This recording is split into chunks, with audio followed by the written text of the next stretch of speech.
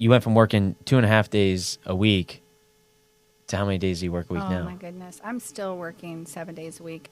I think that's one of the biggest myths about real estate is people think it's easy. I'm glad you shared that. Oh, it's so I never I still to this day don't feel like I'm working.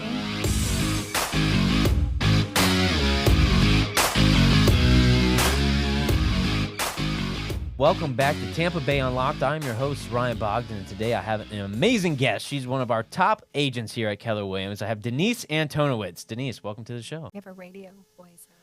Well, I've had a little bit of practice doing this, and podcasting is so fun because, we had a little banter before, but now I have you locked in here, even if it's only for 30 minutes where there's no interruptions. Great. It's just you and I. Yes. But you have done remarkable things in the real estate world. I want to gas you up a little bit because you deserve it. You're doing incredible things. You have high standards. You're doing amazing things in the luxury world. You help a lot of people around town. But you weren't always in real estate. For those the few that don't know who you are, why don't you just give like a 60-second background? Okay. It's not exciting, really, but I was born and raised in St. Pete, so I am a native. I think that lends a lot to knowing the area for this profession. But I was a dental hygienist. Actually, I did not decide what I wanted to do with my life until I was probably about 28, 29. I went back to school. Back to school to be a dental hygienist, and told my husband, "Hey, guess what? I'm going to go be a hygienist." And he's like, "Okay, yeah, whatever." Anytime I put my mind to something, I do it 100%. Got enrolled, straight A's, because you had to have 4.0 to get into the first 2 years. The second 2 years, you had to have a 4.0. So did it, got in, graduated, and did that for 17 years. Okay, so you're 17 years into being a dental hygienist, which is way different, although it's still, working with people. What happened in life or that you decided, I'm going to go get my real estate license? Well, it was actually another hygienist who was filling in for me from time to time because with hygiene, I did only do that 2.5 days a week for the majority of my career. So it was a different time in my life. I had my son who was younger, and that's what I Yeah, needed that was to awesome. do. She had time to be mom. Yeah, be a mom and work.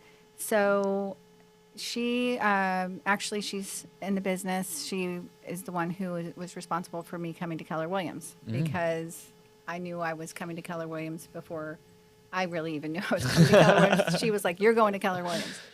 Her name's Kim Krause, and her husband are now a team down south in Sarasota. So she's responsible. She kind of put the bug in my ear. I was having neck issues and just, fatigue from that career big time. So I decided to go ahead and enroll. I did the 7-day course. I don't even think they offer that anymore. But That's fast. That's another thing. Yeah. I'm like, okay, I'm going to do this. So I do it. And it was Mother's Day when I took the test and passed my exam. And then I waited 30 days to study for the state, and then passed that. And then continued to do hygiene for 6 more months. And I was getting busy in real estate immediately just because I had a lot of contacts. And I'm like, okay, there's no way to be a part-time. You can't do this part-time. So retired completely from hygiene in 6 months. So 6 months into the business, because your roots here, you knew a lot of people, you were able to find some quick success. Yeah, and I think Keller Williams really helped catapult me with Ignite. I just took everything, and I felt a little too busy to do Ignite. It was really hard for me to sit still and do that. And I was like, I just want to go. But I tried to take my time, learn that stuff, and then I'll never forget, Rachel was here at the time, and I had a friend who's like, "Denise, I need to get this condo. Don't lose it for me." And I was like, I hadn't written a contract yet. So I'm in one of the offices in the old building, and I'm like, Rachel could see the panic. I'm like, I have to get this condo for them. I have to get this done today. So she helped me write my first contract, and it just kind of all went from there. That's awesome. Yeah. What a change, but it happened so quickly. So you went from working 2.5 days a week to how many days do you work a week now? Oh my goodness, I'm still working 7 days a week.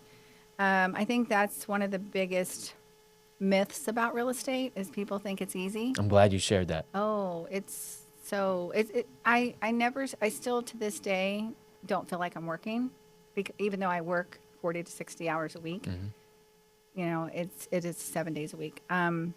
Yes, it's very stressful, and in that respect I feel like I'm working, but when you're working for yourself and you're building your own business empire, whatever it is you decide to do with it, it doesn't feel like a job. Yeah, no, it's because it's not, right? It's bigger than that. Yeah, it's bigger than that. And you're helping people because Yeah. I can imagine now you're probably working with a lot of people that you know at some level. Past clients are coming back around. Yeah, for sure. You know, even though I have a lot of contacts from living here, I would say a lot of my business wasn't in the beginning. It was, I did pay for leads or whatever. You know, I built the business there first. I think a lot of people think that too, is that they think, oh, well, I know a lot of people. And I go, you never know where your first deal is going to come from. Yeah. It's going to be so out off the wall. I mean, there was friends for sure Yeah. in the beginning, the people who love and trust you, right, at first. But one thing in this business, you have to spend money to make money. So don't think that you're not going to have to, you know, invest in some sort of lead generation, whether that's postcards, mailer, you know, marketing of some sort. And I think a lot of people just think you're just going to, I'm a realtor and you're going to get work. So has there been any other moments in your career? So that first 6 months, you're like, oh, I'm getting busy. Things are happening. I can leave being a hygienist. So I need to do this full time. Has there been any other milestones in your career where you feel like you really made a breakthrough or turned a corner? Or has it been linear? It's definitely been, I would say, building the team, you know, getting the admin first, just going through all of those steps like the MREA book talked about. That really, I think I thought I wanted to be a single agent, but if you want to get successful and have a lot of business, there's no way to do it all. You can't do everything. So that's where building at least the core, the admin side of things. So for someone listening right now, because I have a lot of those conversations of like, I don't want a team. I just want to be a single agent. But they want to grow. So for you, when did you decide that, oh, this is more than just, was it when you read the Millionaire Real Estate Agent book that you're like, okay, that's something I know I can do? Or was it just because of necessity that you had to go the team route? Well, there were all kinds of things that I learned, words that I didn't really understand what they meant, that of course now I do, like systems and leverage. I remember Kathy Stand getting off the elevator going, leverage, you know, how she Yes. leverage. Leverage. She had come from somewhere. It was all about Yeah, leverage. yeah. And I'm like, what does that exactly mean? You know, and then of course now I get it, because as soon as you give all that, you know, work that doesn't really do you, I'm not best at the admin stuff. I'm best at going out and making the relationships and selling houses. So that was my leverage, the admin. And then adding agents to help as our business. So it was out of grown. necessity. It was out of necessity. I could have kept it small, but I don't do anything small. Yeah. So has that been a trait that you've always had? Where do you think that comes from? Like, did you do sports? Were you competitive? I think my parents just instilled hard work. They were just hardworking people. They had, they never really had they did have some of their own businesses, but they ran other people's businesses and got those businesses bigger for them. And I just saw how hard they worked. What was your first job? My first job was at Foxmore at Tyrone Mall. And I think I got it when I was 15, and then I finally could drive. Like, I got dropped off, and then I could drive. So, of course, it was sales, and I spent every penny on clothes. Like, I would do my whole paycheck, and I owned practically the whole store. That was my first job.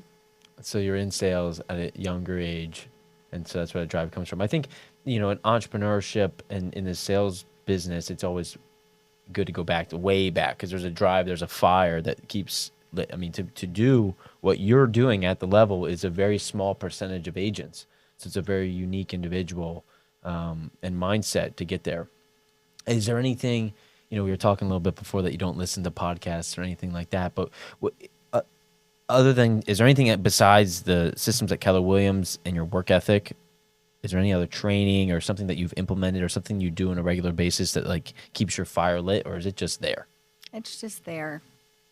I talk about I get the talk all the time that I should do coaching and things like that, and I believe in it. I do 100%, but I have enough drive for, I think, multiple people. I don't know that I need that.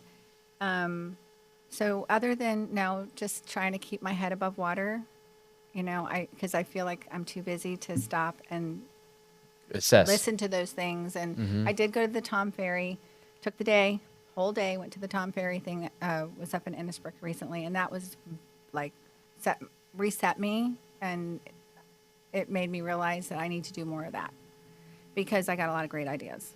That's the, any of those seminars, or it might not even be the material that's being presented, but creating space for yourself. Yeah.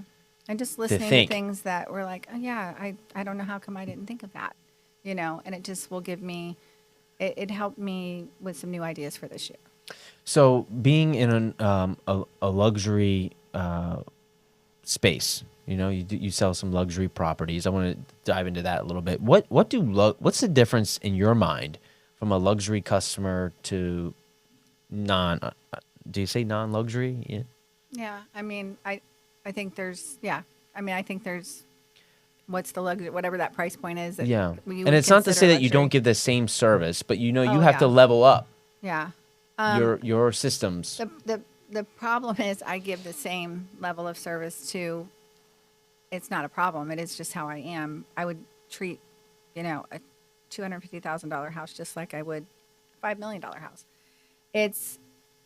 But what the luxury client, they definitely have a little bit of a different expectation, as they should. I mean, it's a different product. Yeah. So what are some things that you've learned along the way that you maybe implement or do for? I mean, they love exclusivity. They love a real, somebody with, I think they like somebody with a luxury brand. They like loyalty. And if it's a buyer, they're looking for the location. Location's important to them. Quality. Yeah, that's probably the difference, right? There's different types of materials in the homes. There's more intricacies. Yeah, when you're spending a certain amount of money, you want to make sure that it is a certain quality. And as an agent, you better know the difference between, what's inside that house that makes that house special to get that price. Could you share? I don't know, my mind jumps all over the place, so this is where I'm going. What's a funny or unique real estate story that's happened to you that you're willing to share over the years that you're like, there's no way I thought that would be something you would experience? I mean, it doesn't have to be that crazy either. It could be just... That was the one thing I wish I could have prepared for, because there's probably so many that I can't even think of anything right now. Yeah, nothing's coming to mind. I'll think on that. Okay. Put that in the back. But I always think, for people that are listening that are thinking, oh, I want to get into the business, and then they don't know what to, they're watching Selling Sunset on Netflix, which does a great job of just showing the highest of high moments, right? Well, I can promise you that I do not dress like that, and I never will. Well, that's what I'm saying. So I feel like expectations are not realistic to what it takes to actually be successful in this business, or some of the things that you have to deal with. I had a listing. I went out to check on it, and then someone threw a rock through the back window, and there was squatter stuff in there, just like silly things that you don't think you would have to deal with. Well, we do try. I have somebody helping me with marketing, and she kind of follows me around, and we are trying to give a little bit more of an insight of what we are running into, that you just, we're doing all of that. Just sold, it's great, and you really don't know what goes on behind the scenes. A day in the life. Yeah, a day in the life, basically. And there's so much, right? You're so busy all day. I'm sure, you interact with so many people. There's so many stories that happen every day. Yeah. To remember all of them, right? I really, honestly cannot something like that stumps me, because I know I always say, I could write a book. I'm sure a lot of us could, right? Right. Because of what we see out there, going to different houses and not knowing what you're going to walk into. Yeah. So what do you think about the market right now? I think the market is interesting. Um, I got in the market in 2012, so I've watched this crazy, just increase every year. This is the first time I've noticed somewhat of a decline, but you have to adjust to it. You have to learn. It's not a crash like before I got into real estate, in my opinion. I don't think that's coming. I just think that it's an adjustment because of interest rates. I mean, it's obvious things are completely changing the market. You've got buyers who no longer can afford a house, so they have to go rent. So now what's the rental market going to be like? All of those things, we just have to change with it. And I find it very important as an agent to know exactly how to price a property for today, not even 3 months ago. And you really have to be good at that because we're seeing so many price reductions because I think they're being priced too high to begin with. And then that sends that kind of a false story out there that the market's dropping, but it's because somebody didn't price it right to begin with. I love when people say that. Oh, I just saw a bunch of price reductions this week. I'm like, well, they were overpriced to begin with. Right. And they're set, that house, even at the price reduction, is still 30% higher from when it sold. Exactly. And so what are you hearing from the marketplace? How are you advising your sellers in those pricing conversations? So, it's important again to look at just comparables going back 3 months, maybe not even 6 months, just go back 3, apples to apples. Don't look at the house, that's 4,000 square feet next to the house that your house is 2,000, really trying to think as much like an appraiser as possible. Mm-hmm. I'm not an appraiser, but I've picked enough brains out there through the years to understand how they work. Size, 20% on either side of your house. Don't go any out of that range. So, that's the conversation I have is these are the comps, let's look at these houses and compare them to how does your house compare to this? Let's look at the pictures. I had the best house in the neighborhood. How many times do you hear that? Oh, I know. Well, you absolutely do, but we're going to be smart about it and we're going to price it right. And even now it's a little bit of a trial and error because before the market went crazy, it was always 10 days, 2 weeks, no offers, whichever comes first, no offers. We need to correct the price because the buyers are telling us, the buyers determine the market, not us. We don't price the house, the buyer does. So if the buyers aren't bringing or coming and looking and bringing offers, then we know that we need to adjust. So I try to only adjust once if I have to, if at all, with my pricing strategies. So you already are you setting up your sellers ahead of time on that timeline of, hey, if by X date or X amount of days, this is what we're going to do? Well, that language kind of went out the window for that year and a half that we were having. Well, you didn't have to do that, right? It was, that was a complete shift in the market. So now I'm just going back to how it was before that. Yeah. And that was always my conversation was the buyers determine the market and we use our comps and we have other tools, RPR, all these other different things that I use to price a property. It's not just one thing. I use about 3 things. That's important. I think there is that, and there's that falsehood in the market right now with the price reductions going on. Mm-hmm. And that's where I like to just look at the monthly stats, and you can still see, what do you think? I mean, this is happening on a national level, and we're seeing it here too. Months of supply of inventory is up. We have, I think, double the amount of listings right now than we did last year. Mm-hmm. However, average sales price and median sales price is also rising. I know. How bizarre. Yeah, it is. It's going against like basic economics of supply and demand. Yeah. Because there's more supply, but price is still rising. Right. And again, a house that's what, 10 people want will probably go quickly within a day or two. It's the ones that might not, have all of those upgrades. We're just back to me, a 30-day to go to contract. I think that's the expectation you need to set. It's not going to be multiple offers on the weekend. Which is still quick. Oh, yeah. 30 days to sell your home is still phenomenal. 2 weeks to 30 days, I think, is kind of the normal market we're in now. Yeah. What do you think about St. Pete? What do you think it looks like 3 years from now? I think it's continuing to grow. I mean, you've seen it change so much. Oh gosh, there was nothing here except Bayfront Tower. And then where one of my jobs as I got older, I worked for an insurance company where what is it on the corner of Second? The city of St. Pete, across from Sundial.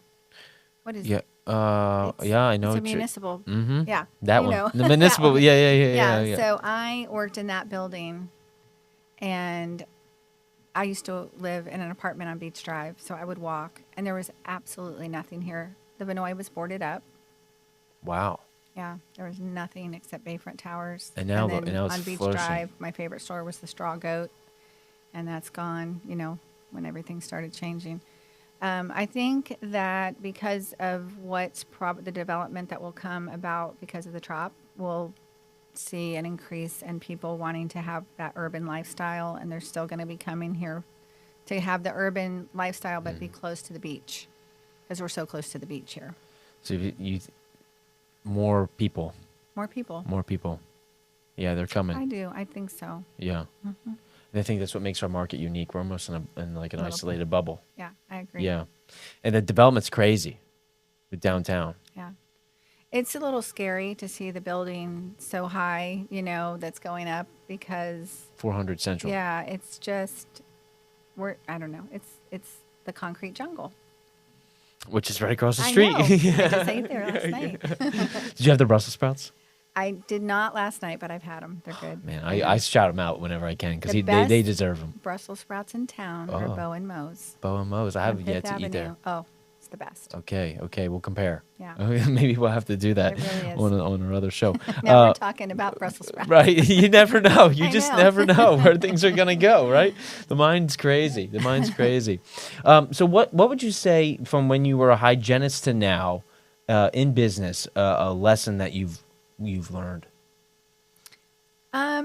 People, relationships, just I still I would have these little kids who'd come in and have their 4 years old, have their teeth cleaned, and then here I am cleaning their teeth at 16. So just watching people evolve and just people and relationships is really important to me. Is that your favorite aspect of the business? Mm-hmm.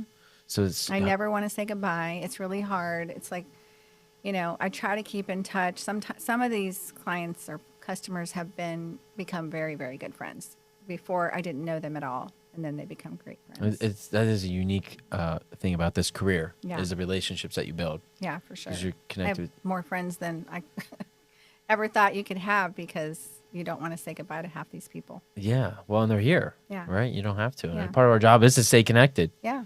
Yeah. So you have to do that at a super, super high level. For anyone who's thinking about getting into the business, like what would be one piece of advice you would give them? If you could start here, let me phrase it this way. If you were to start over, would you do anything differently? And if so, what? I'd probably maybe try to slow down a little bit because you have to slow down to go fast. And I just always I'm feet first, ask questions later type of person. And I think, but I don't know if I would do that because it's not my personality. But also the other side of that is you could go so slow and you get in your own way. You just want to be so organized, know every little thing before you kind of analysis paralysis. So I think it's just whatever your personality is, you just go for it. I would probably not do anything differently, honestly. But it sounds like because I what you were saying where there I'm was at. like just take action. Yeah. Just go. If I'm learning something about you here now, Denise, is that you just go. I just go. There's I ask questions later. yes. I'm a high D. From the disc profile. Yes. Yes. And if you don't know what that is, you should look into it. Do you use that when you're or are you conscious have. of it I am. when you're to like match people Yeah. and their energy of where they're at? Yeah. That's maybe. Do you find that this is just me now being curious? Do you find it draining to work with people who are opposite from you, or are you able to be a chameleon and? No, I'm not. I think I'm better with people who are opposite from me. Really? Yeah, for work. Tell me about that. For work wise, because when you have two people that are the same like that real driven high type A personality. I connect with them because we're so much alike. But then maybe they're more of a type A than I am. And then I'm like starting to think, oh my gosh, am I doing okay? Right, And then I right. start questioning myself. So I don't know. I think marriage wise, my husband and I are completely the opposite. He is like the S and C, and I'm the D and I, and it works great.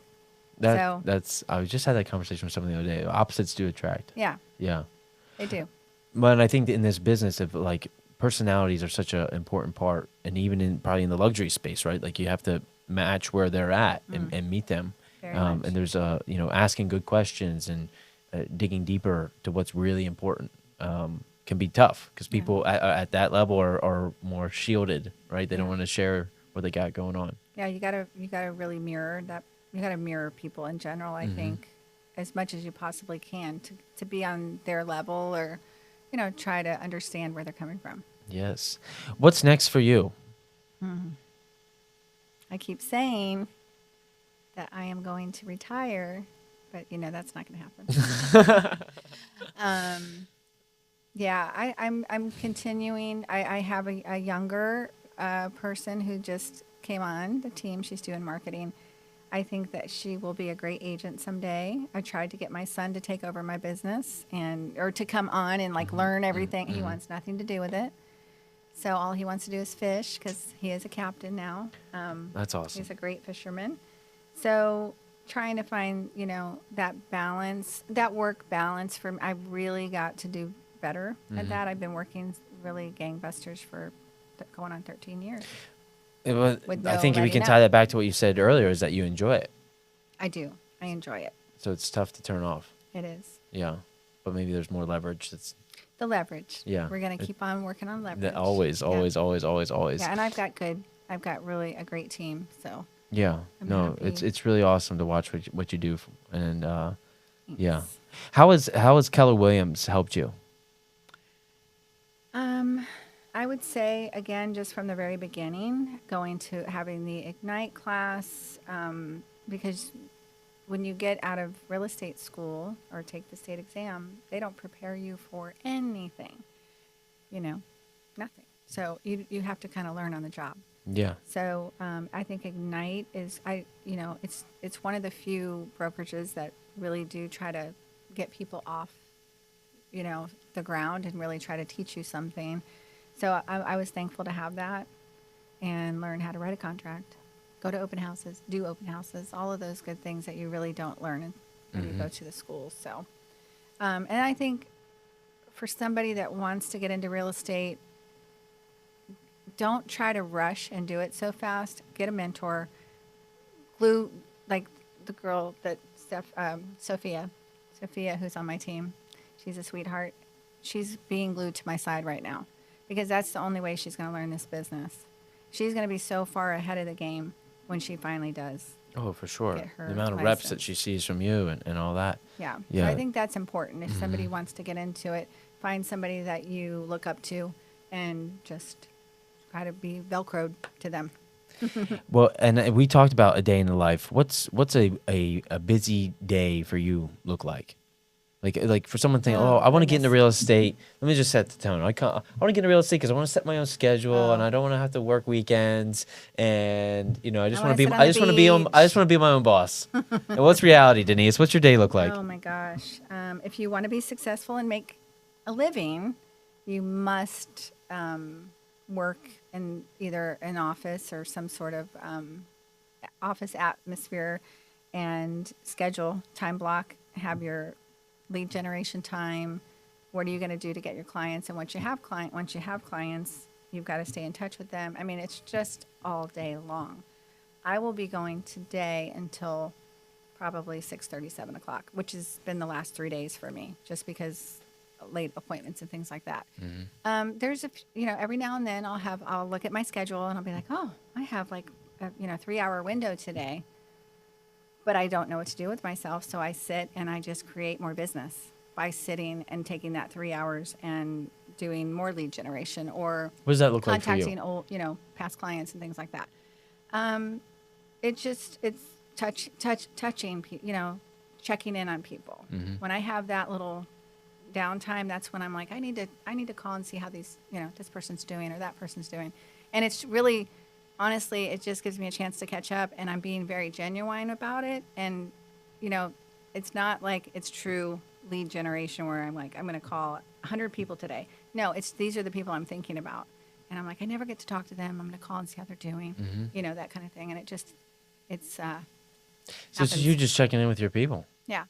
Yeah. Yeah. Which is organic and Yeah. real, which is why you don't feel like you're working and addicted. I know. Yeah, right? That's true. Yeah. Make a lot of phone calls as I'm Yeah. driving during the day because I'm driving from here to there. So we get, you know, that's a lot of my time to just go, oh, I'm thinking of this person. I just start dialing and, you know, hey, how's it going? And things happen from there.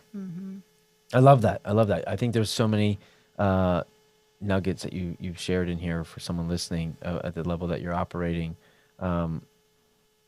I don't, you know, I ask on my other show, and I just love this question. So other than Bo and Mo's, what's your favorite place to eat in St. Pete? Red Mesa on 4th Street. That is my, like, and I do like Noble Crust too. No, I know I'm not mentioning anywhere downtown, but there's St. so Pete. many. There's two great spots. There's so many, and I kind of like to be off the beaten path. Obviously, as I've mentioned, those three. Those are just my go-tos. I like it. You'll usually find me at the Red Mesa bar with my husband on Fridays. In the back, or yeah. It's not the cantina. Oh, the other one on 4th Yeah. Street. Sorry, yeah, you did Yeah. say that. Yes, Yeah. yes. Yeah, we have Love a that. little tiny bar, and we get really good service there. You got- So we just order our meal and All have a right. glass of sangria and call it a day. Why not? Why not? Yeah, you work hard, you deserve it. And you just had a birthday, so I want to Thank wish you. you happy birthday on the show. That's awesome, and you got an awesome group of other agents that you guys are all tight and hang out Yeah. with, and I've seen And I that. think that's a big part of it too. Some of my biggest competition are my besties, you know, and that helps that we drive each other for sure. So that's maybe what I was looking for earlier. So that's kind of the thing for you, is that you are incredible friends with another close agent that does just as good. Right, So you guys are right. tick for tat in terms of. But we really are there for each other. Like, I call her and throw this out, and she calls and throws. Like, it's so good. It's a healthy balance. Yeah, no, that's cool. That's you're each other's accountability. Yeah, and we're you know each other's biggest cheerleader too. So That's a very unique relationship, and I find Yeah. that to be really, really cool. Well, Denise, and it this was. is her old office. This is her old office. Yes, shout out Becky McConnell, because we Yeah. would not have this show or the studio if it wasn't for her making some adjustments. So thank you, Becky. Yes. We'll have her on here shortly. Anything else you want to share to the world? How can they find you? If I'm listening to this right now, I'm thinking about selling my home. How do I get in touch with you? Well, there's so many ways. What's your just favorite way? Google me. Yeah. I get a lot of that. How'd you find me? I Googled you. You know, I just Googled top realtor or whatever, or my name. My name is not very easy to spell, but I would just say Real Estate by Denise on Instagram. There you go. That's easy. There you go. Shoot a DM. Yeah, DM me. Love it. Well, thank you, Denise. Thanks for being Okay. here. Thanks for all you do for the community. It's really, really awesome to see you Thanks. go and do all the great things and help all the cool people. And let's go sell some more homes. Absolutely. Awesome. Thank you. Thanks for tuning in. Subscribe, like, share with a friend, and stay tuned for our next episode. Thank you for watching. See you on the next one.